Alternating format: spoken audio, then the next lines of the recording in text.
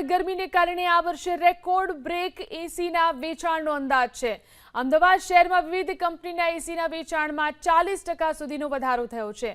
Inventor એસી ઉપરાંત વીજ વપરાશ ઓછો થાય અને લાઇટ બિલ ઓછું આવે તેવા એસીની આ વર્ષે ડિમાન્ડ વધી છે।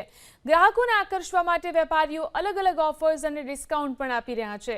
કેટલાક વેપારીઓ તો જૂના એસીના બદલામાં નવા એસીની ઓફર પણ આપી રહ્યા છે। ને એસીનું માર્કેટ હું ગઈ સાલ સૌથી વધારે હતું, એના કરતાં 20 થી 25% ગ્રોથ હું માની રહ્યો છું। હવે લોકોને અફોર્ડેબલ એસી પણ મળે છે। 1.5 ટનના 3 સ્ટાર સૌથી વધારે વેચાય છે, જેના ત્યાં વપરાશ વધારે હોય એ 4 સ્ટાર અને 5 સ્ટાર લઈ રહ્યા છે। સૌથી વધુ ડિમાન્ડ વધી છે, જેમાં 300% ગ્રોથ છે હોલના અને ડ્રોઈંગ રૂમના એસી। લોકોના બેડરૂમમાં હતા, હોલના ડ્રોઈંગ રૂમમાં નહોતા, એટલે 2 ટનનું એસીનો ડિમાન્ડ 10 ગણી વધી છે, જે મારા માટે પણ સરપ્રાઈઝ છે। એસીમાં તો અત્યારે ફૂલ જરૂર છે, કારણ કે બહારનું ટેમ્પરેચર 42-43 ડિગ્રી છે, એટલે એસી વગર તો 1 મિનિટ રહેવાતું નથી, એટલે એસીની તો જરૂરિયાત છે જ।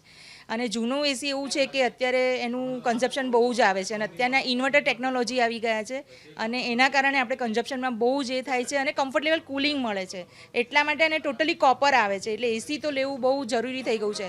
પહેલાં આપણે કેવું હતું, બેડરૂમમાં લગાવતા હતા, પછી નેક્સ્ટ બેડરૂમમાં, પછી ચિલ્ડ્રન રૂમમાં, હવે તો હોલમાં બી એસી વગર નથી ચાલતું। એટલે એસી is a very important things થઈ ગઈ છે આપણા માટે, એટલે એસી તો નેસેસરી છે જ અને લેવું જ જોઈએ એમ।